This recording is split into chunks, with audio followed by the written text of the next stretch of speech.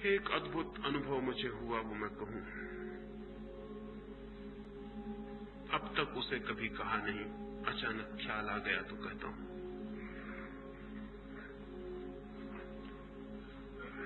कोई 12 साल पहले, 13 साल पहले,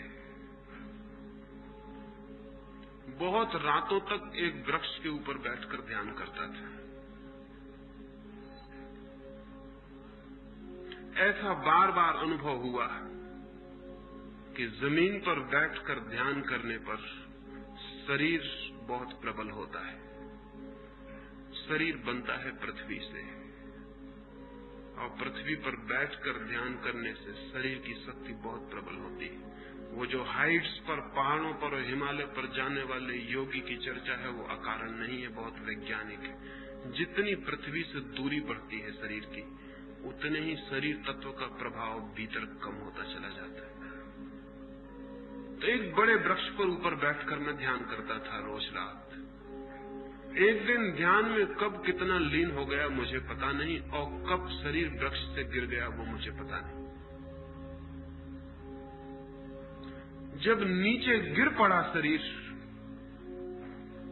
तब मैंने चौंक कर देखा कि ये क्या हो गया। मैं तो वृक्ष पर ही था और शरीर नीचे गिर गया।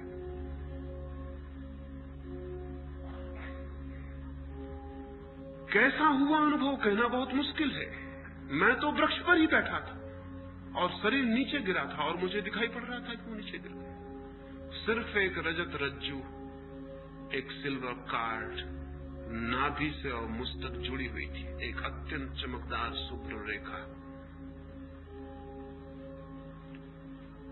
कुछ भी समझ के बाहर था कि अब क्या होगा, कैसे वापस लौटूंगा।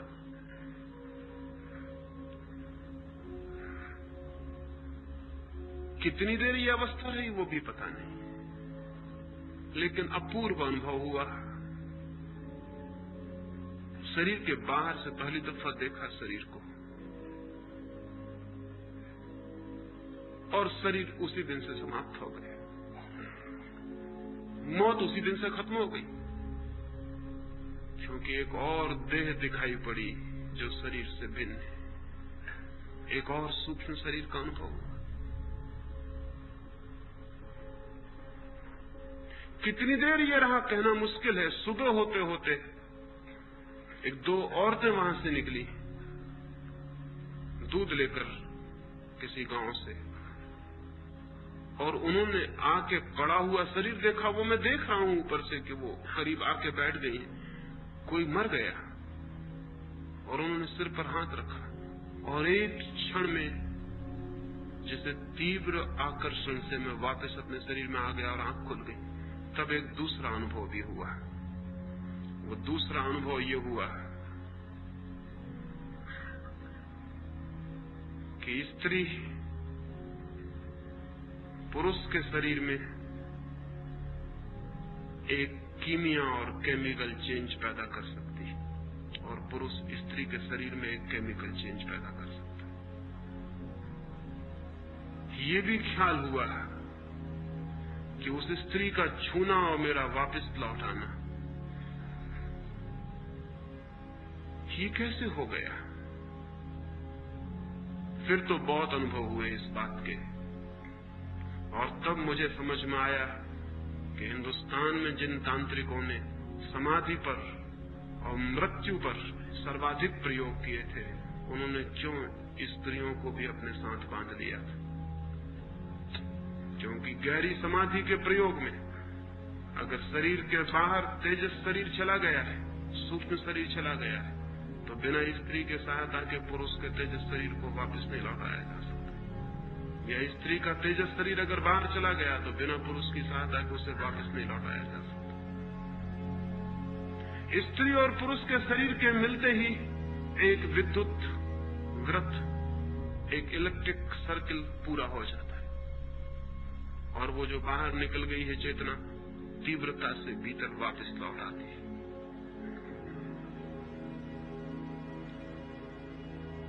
फिर तो 6 महीने में कोई 6 बार वो अनुभव हुआ निरंतर,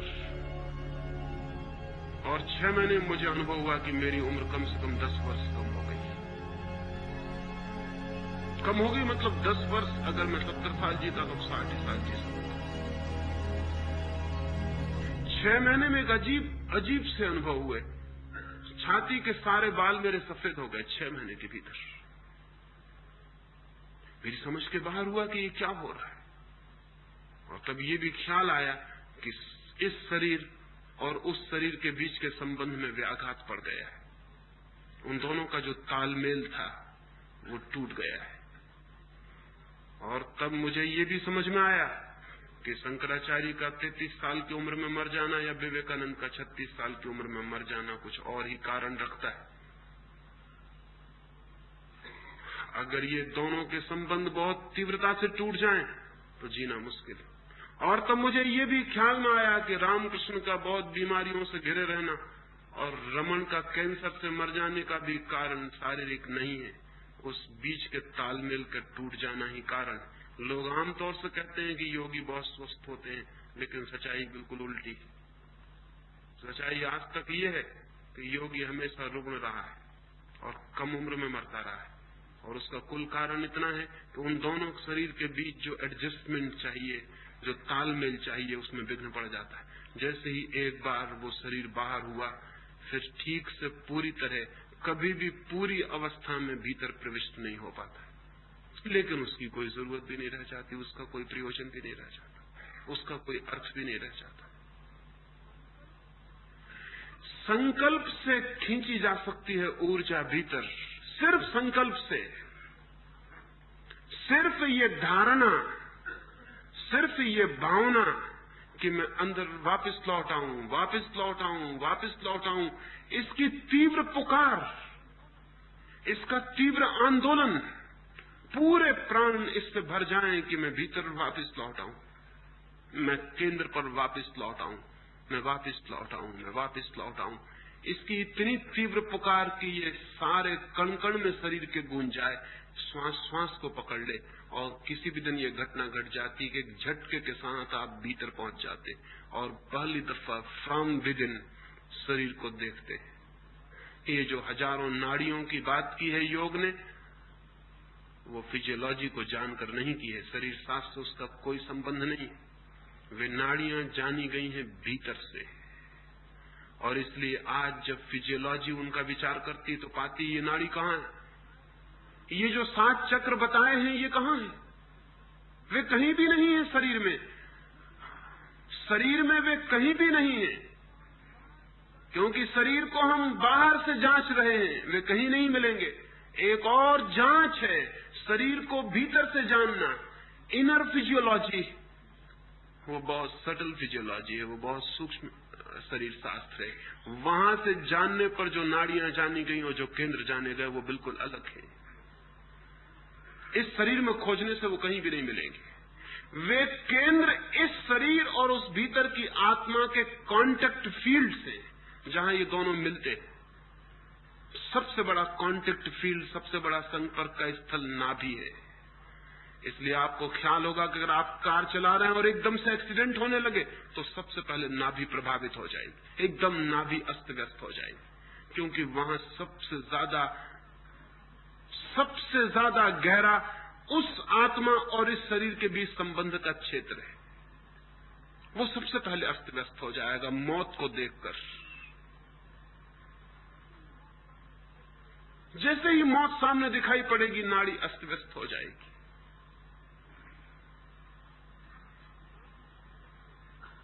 नाभि अस्त व्यस्त हो जाएगी। सारे शरीर के केंद्र है और शरीर की एक आंतरिक व्यवस्था है जो उस अंतः शरीर और इस शरीर के बीच संपर्क से स्थापित हुई है। जिन चक्रों की बात है वे उनके संपर्क स्थल हैं।